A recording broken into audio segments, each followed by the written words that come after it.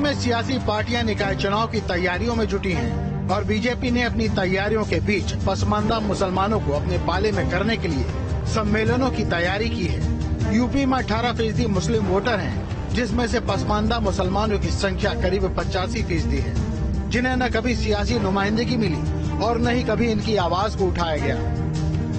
लोकप्रिय प्रधानमंत्री का हम शुक्रिया अदा करते हैं कि उनके बोलने के बाद सारी पार्टियां आज पसमानदा समाज की बात कर रही हैं, लेकिन सबसे पहली बात करने वाला अगर कोई है तो इस देश के लोकप्रिय प्रधानमंत्री हैं, जिन्होंने हम दबे कुचले लोगों की बात की। बीजेपी रामपुर के उपचुनाव में पसमानदा सम्मेलन कर इस रणनीति को अपना चुकी है, जो कारगर भी साबित हुई है और निकाय चुनाव में इसी दांव को आजमा कर बीजेपी 2024 के लिए अपने हथियारों को पैना कर रही है। हम तो समाज के अंतिम छोर पर खड़े व्यक्ति के लिए काम कर रहे हैं। हमारा जो माइनॉरिटी सेल है सदैव से अपने कार्यक्रम आयोजित करता आया है। पसमानदा समाज मुसलमानों में वो वर्ग है जहां तक विकास नहीं पहुंची थी, लेकिन आदरणीय नरेंद्र मोदी जी योगी आदित्यनाथ की सरकार ने विकास को अंतिम छोर पर खड़े व्यक्ति तक पहुंचाया है और हमको लगता है इसी दृष्टि से लिया जाना चाहिए इस विषय को।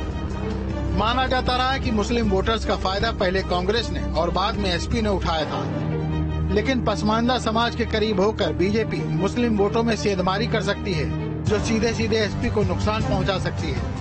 लेकिन इस चुनाव में एआईएमआईएम ने ताल ठोंककर एसपी की परेशानी को और बढ़ा दिया है। भाजपा अगर इस तरीके की बात कर रही तो पहले वो अपने गिरेबान में झांक करके देखे। रही बात पोलराइजेशन की, तो मुसलमान इस देश का 75 सालों से दूसरी पार्टी का गुलाम है। नाम नेहाद सेकुलर पार्टियों को वोट डाल रहा है मुसलमान, लेकिन मुसलमानों को हासिल क्या हुआ? सच्चर कमेटी रंगनाथ मिश्रा कमीशन की रिपोर्ट कहती है कि हिंदुस्तान का मुसलमान दलित से बदतर जी रहा है। इसका जिम्मेदार कौन है, आप मुझे बताइए। मुस्लिम इलाकों को इग्नोर किया जाता है। आप देख लीजिए, बहुत सारे मुसलमानों के इलाके ऐसे हैं जहां पर एटीएम और बैंक भी ब्लैक लिस्टेड है। तो आप मुस्लिम इलाकों को इग्नोर क्यों करते हैं? अगर इस प्रदेश के अंदर मुसलमानों के साथ नाइंसाफी ना होती तो एमआईएम पार्टी उत्तर प्रदेश में आती ही नहीं। हालांकि कभी एमआई समीकरण के जरिए सरकार बनाने वाली एसपी के लिए मुस्लिमों के छिटकने का डर इसलिए भी है क्योंकि आजम और दूसरे मुस्लिम नेताओं पर कार्रवाई के विरोध में अखिलेश यादव कभी सीधे नहीं उतरे, जिसे लेकर मुस्लिम नाराज भी थे, लेकिन समाजवादी उसे अपना वोट बैंक मान रहे हैं। देखिए, समाजवादी पार्टी सभी धर्मों की, सभी जात के मानने वालों की पार्टी है। समाजवादी पार्टी ने हमेशा से गरीबों की, पिछड़ों की, अल्पसंख्यकों की लड़ाई को लड़ने का काम किया।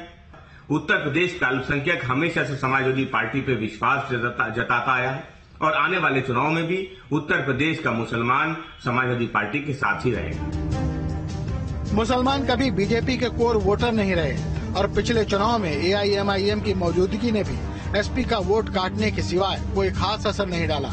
लेकिन करीब 100 विधानसभाओं में मुस्लिम वोटर अहम भूमिका निभाते हैं। यही लालच पार्टियों को लुभा रहा है।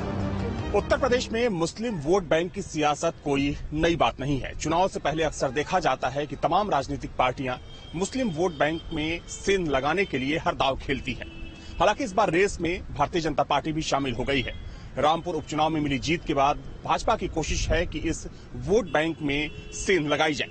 लेकिन सबसे बड़ा सवाल ये है कि जो मुसलमान समाजवादी पार्टी का कोर वोटर माना जाता है, क्या उस वोट बैंक में भाजपा और एमआईएम सेंध लगा पाएंगी? वीडियो न्यूज विभाग के साथ अविनाश सिंह, न्यूज स्टेट लखनऊ।